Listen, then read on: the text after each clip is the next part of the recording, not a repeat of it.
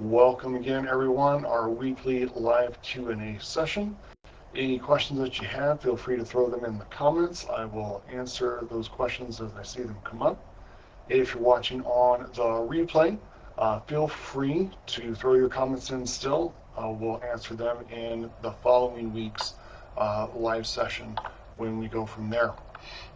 One thing I will add, Facebook has changed some of the settings where they're only keeping live videos for 30 days. So we are adding all of these live Q&As to our YouTube channel. Feel free to give us a follow there, especially if you tend to pick up on the replays and not the live session itself. Make sure you don't miss any. We'll be putting everything from all of our recordings in on that live on the YouTube channel for you going forward from there, so you can catch up on previous episodes. What I wanted to talk about today, you've probably heard me a lot of times either in posts or on these sessions talking about the importance of routines and habits. So I want to we're going to work with that topic, but from a different perspective, and talking about what happens when our routines and habits get disrupted by new and different life events. This is the main theme last week, celebrating the birth of my son. Obviously, a big disruption on routines and habits, so it's kind of top of mind, and I wanted to kind of go over that today. So things that can disrupt our routines and schedules and habits. Change in the family, obviously a big factor. Changes in work, whether it be the job role, job employment, promotion, different job, kids changing schools. They've got different start times, different release times. Really what we're talking about is anything that's going to drastically impact your schedule in one way or another, whether it be your available time, your free time, your awake time, your sleep time. All of those are going to impact the routines and habits that you have set in one way or another. And with this, I want to talk about mindset, because a lot of times that negativity bias creeps in here, and it's easy to say, well, everything's too hard right now. I'm just going to let everything go, and I'll get to it when things get a little less hectic, a little easier. Whereas if you take a moment and kind of step back, you'll kind of recognize and realize things never, from our perspective, get easier. So we might as well just start managing the change from the get-go, rather than trying to hope that a month, 3 months, 6 months, a year from now, things are going to be easier to make the new routines work in this new schedule. And the challenge with that is not consciously choosing to take control of your new routines. You are going to automatically fall into other routines and habits that are typically going to be things that we don't want. So it's better to take conscious, focused control from the get-go and really start managing properly the way you want things to pan out for yourself. So the big things that we're talking about are going to be things that impact our health and wellness. So when are we working out? Our nutrition, so when we're having meals, when we're fixing meals, what those meals look like, our sleep schedule, sometimes having to change the shift, or it may not be a complete shift change. It may be a simple thing where the kids' school or your work moves up an hour or two in start or end time, which changes when people have to be everywhere, when you have to be on the road, how long the commute may be because of that. Little things like that, they can still cause enough disruption to throw you out of kilter if you're not consciously taking control and putting in the effort to rebalance that focus. So The key thing is don't look at it from, like whenever you started making changes in your life to where it was a complete overhaul. In reality, most times it's just moderate adjustments here and there. Obviously, sometimes it's going to be a little more drastic than others, but in reality, you just have to look at, if it's my shift is shifting, a couple of hours. Well, if that's all it is, then maybe it's really just adjusting when do you go to bed, when are you waking up, and most of the other things fall into place because all it is a time of day shift of when you're doing everything. Um, Other times it can be factors of maybe there's more people involved at certain parts of your routine. So maybe there's more things because more kids are going to school rather than staying at home because they're all getting older. So you've got more kids to try and manage where they need to be in the morning.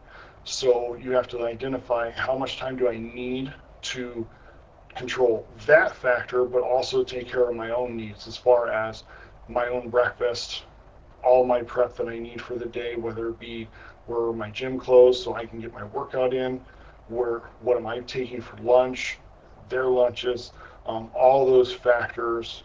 A little bit of planning goes a long way. And the big thing with this is where no plan or routine should be so rigid that you can't make adjustments as you go.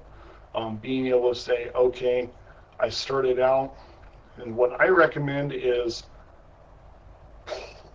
anticipate the most amount of time you think you'll need. Start with that and go from there. Because typically, what you'll find is that, okay, I don't really need this amount of time to do all those things like I thought I did. I can economize. So this way, now maybe I get 15, 30 more minutes to sleep in than what I thought I was going to get. Or I have a little more time to spend with the kids with some more one-on-one attention before I go to work. Um, it's easier to start out with that maximum time block rather than trying to go super small and be like, ugh, I'm running late. Now I've got to add more. It's better to start with the, like, I'm going to get up, you know, X of time. Maybe it's an hour earlier than what you're used to because of that shift in schedule, but that's easier to grasp than constantly having to be like, well, now I have to get up another 15 minutes early. That didn't work. Now I have to get up another 15 minutes early. So it's all about kind of that mindset approach. If you start with the most amount, it's easier to start being like, oh, good, it didn't take me that long. I can sleep in a little more, or I have more time to give to these other parts of my life at that time of day. So maybe I don't need that block of time later in the day. If you have enough of a block, maybe you get your cardio in then, and you don't have to worry about it at the end of your day, or vice versa. Um, it's just making those little adjustments as you go along with the new change, whether it be different dynamics of the household, different dynamics of work schedules, school schedules. You have to be adaptable. Any plan that doesn't allow for that adaptability, you're going to end up struggling with it at some point, even if it has been working for you for a decent amount of time. It's only been working because nothing has completely disrupted your life schedule on a major scale. You should still always be able to manage your meals, manage a reasonable amount of activity in a week. Again, 2 to 3 days a week for strength training, and then just move your body all the other days, and then give yourself enough room for sleep. There's going to always be adjustment periods, new schedules, new routines. It's going to take, there's a learning curve always for that, but it doesn't mean that you can't get to that success. So maybe if it's a complete shift change where, instead of working 7 to 6, now you're working, 12 to 10. That's a big change in schedule, and you're going to have to figure out, am I doing everything in that morning block of time, or am I splitting it up pre and post shift like I was during work, or am I going to shift everything and do everything late? Everyone's going to be a little different just depending upon what the personal demands are for you at home and socially. Some people like to stay night owls and they'll just shift everything late. They'll shift everything early because they've got all that free time in the morning when no one else is at home. It's easier to bang everything out with no distractions and be done, and gives you more time to interact in the morning with them before you go on with the rest of your day. And because typically if you're going to be working that late, no one else is going to be that awake once you get home. So it's just about playing around with it, identifying what works and what doesn't, and giving yourself the grace to make changes along the way as you slowly figure out what's going to be the best thing for you, for the family, and being able to make those adjustments going forward.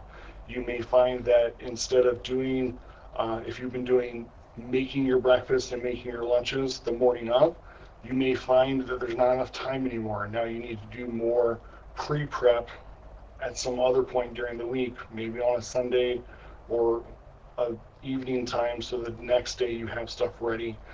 Instead, it's those little adjustments. The time is still there. You just have to be willing to put in the effort to find where that time exists again with the new schedule changes, with the new dynamics of the family needs and demands.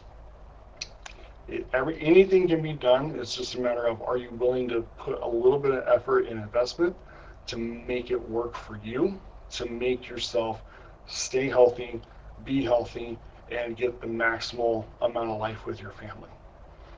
Just a few things to think about. If you do have other questions, feel free to throw them in the chat. Hit me up, private message, if you want to have a deeper discussion about what your situation is. In the meantime, have a wonderful week. And remember, stay persistent in your consistent pursuit of health.